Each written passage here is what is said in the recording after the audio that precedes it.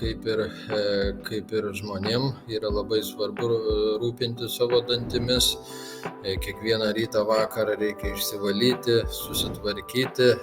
Tai mūsų augintiniams galbūt kiekvieną rytą ir vakarą nereikia, bet kasdien reikia prižiūrėti dantis ir, kaip sako veterinarijos gydytojai, tai vis tik tai sveika gyvūno dantų ir snukio ertmės būklė tai yra tiesioginis sveikatos ir sveikos mitybos atspindys. Tai vis tik tai yra svarbu rūpintis ir savo augintinių dantimis.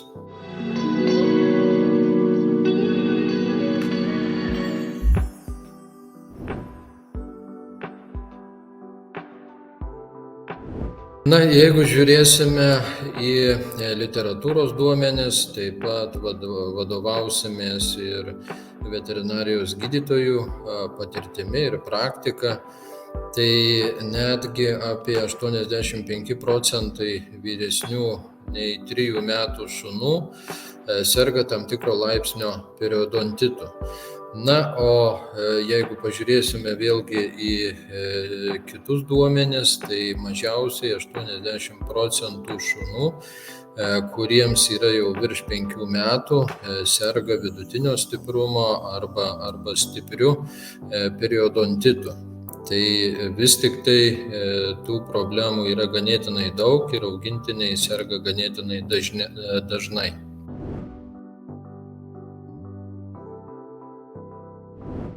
Kalbant apie tai vieni žmonės galbūt nežino, galbūt nepasidomi, galbūt nekreipia dėmesio, arba žmonės netgi ir dažnai delsia ir kreipiasi per vėlai, bet tų žinių, to žinojimo galbūt šeimininkai ir stokoja.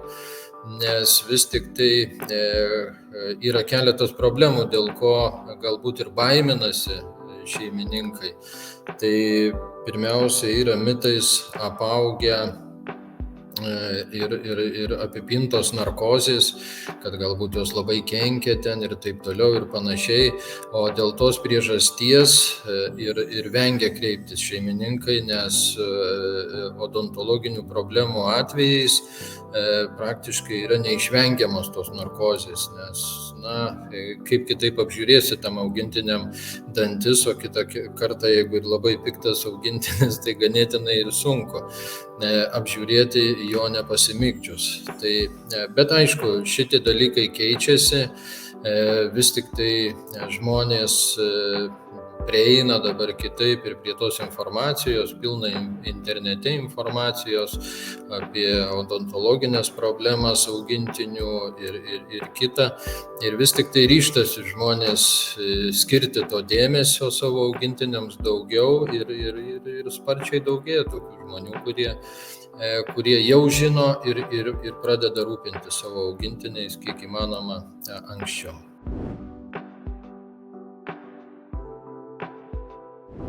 Ligų susijusių su dantim, su dantų problemom gali būti ganėtinai įvairių. Augintiniams tai pavyzdžiui neiškritę pieniniai dantys, dantų lūžiai, kariesas, dantų apnašos. Iš dantų apnašų formuojasi akmenys, tai vėlgi ir periodontitas, ir gingivitas, ir aibė kitų ligų, dėl kurių augintinių sveikatos būklė blogėja palaipsniui, gali blogėti palaipsniui arba gali pablogėti ir ganėtinai ūmiai.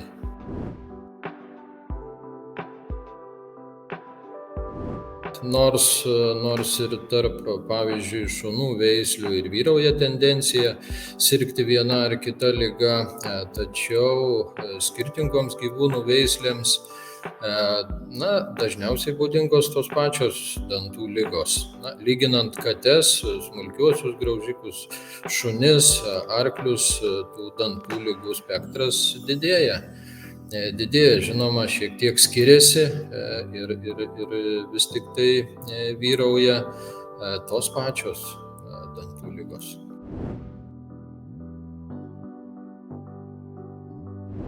Dažnu atveju pamatyti augintinio problemas susijusias su dantų ligomis yra pakankamai lengva.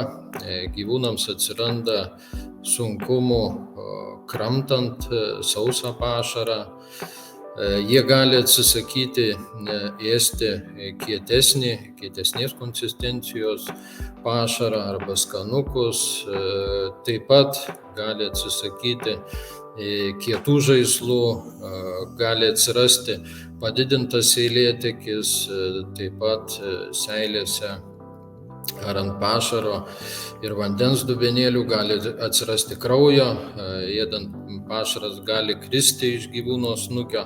Tų simptomų tikrai yra ganėtinai daug ir jos matosi, kad jau augintinis turi problemų.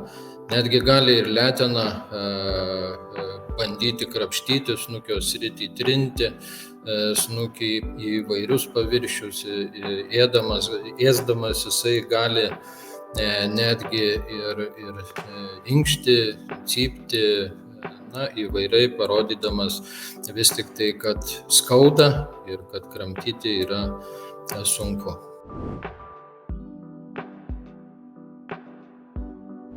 Manyčiau, kad apžiūrėti pačiam šeimininkui tai privalu tiesiog ir augintinis pats ir lengviausiai leidžiasi prie šeimininko apžiūrimas, bet jeigu jau padėti neįmanoma ir sudėtinga, tai kad ir padėjus vis tik tai augintinį reikėtų nuvežti, parodyti ir veterinarijos gydytojui, kad apžiūrėtų ir teiktų savo rekomendacijas.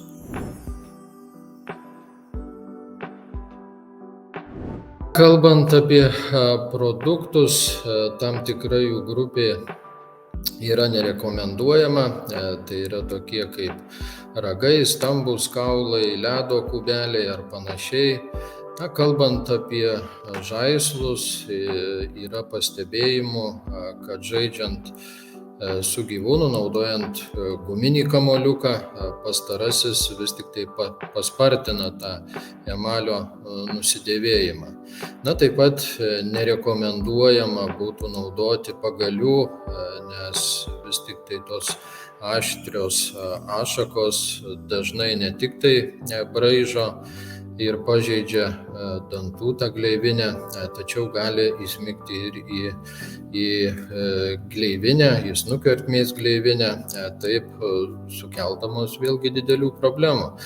Vis tik tai labai svarbu užtikrinti gyvūnui sausą, jam subalansuotą ir tinkamą pašarą, tai yra turbūt kertinis akmuo, tačiau reiktų nepamiršti ir kartais palepinti augintinį gardžių skanėstų arba konservų.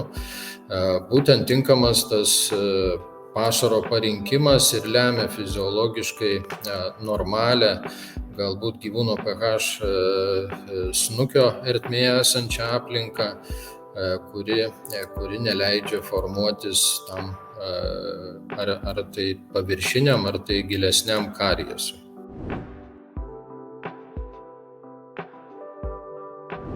Taip, tai čia kaip ir žmonėm, taip ir augintiniams, norint išvengti dantų ir apydančių ligų, yra būtina naudoti profilaktinės priemonės, kaip jau ir paminėjote, tokias kaip dantų pastos, aišku, dantų pastos be fluoro, kuriomis gyvūno dantis reikėtų valyti bent jau vieną kartą dienoje, kas 2 dienas rečiausiai, aš jau čia ir pradžioje užsiminiau. Taip pat naudojami yra įvairūs baktericidiniai geliai, kurie yra tepami ant dantų ir dantenų paviršiaus, specialūs jūros dumblių miltukai, kurie yra beriami į vandenį ar net papildai tablečių pavidalu, vėlgi, kurie skaldo dantų akmenis, šalina dalį apnašų, taip pat ir naikina nemalonų snukio ertmės kvapą. Pastaruoju metu savo patogiu naudojimu ir geru efektu pasižymi ir sparčiai populiarėjanti profilaktinė priemonė, tai yra specialus bekvapis beskonis skystis, kuris yra pilamas į vandenį ir paprasčiausiai gyvūnas atsigeria.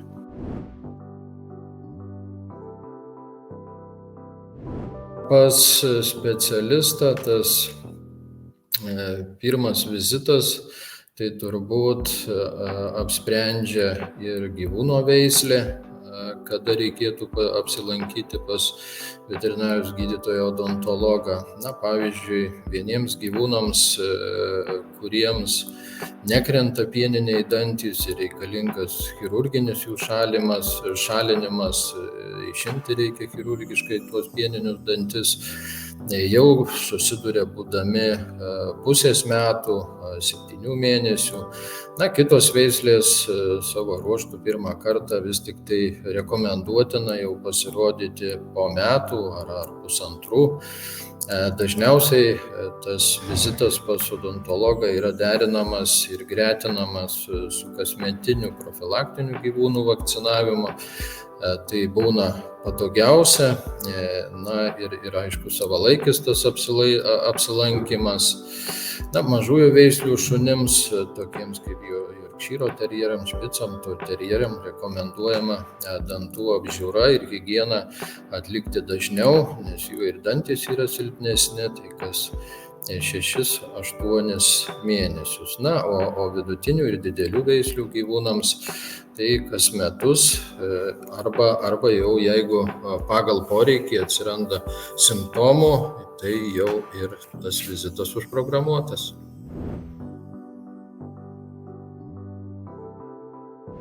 Na, savo aplinkoje aš netgi ir turiu tokių ir pažįstamų, ir draugų, ir kolegų, kurie galbūt atsainiai žiūri į augintinio sveikatą. Na, bet manau, jeigu laiku neskirsime laiko, neskirsime dėmesio augintinio burnos ertmei, augintinio dantims, tai tikrai vėlesniuose etapuose turėsime ne tik tai dantų ir burnos ertmės problemų, bet ir virškinimo problemų, ir mitybos problemų, ir įvairių kitų medžiagų apykaitos sutrikimų ligų turėsime. Tai geriau laiku skirti profilaktikai, priežiūrai ir turėsime sveiką savo augintinį.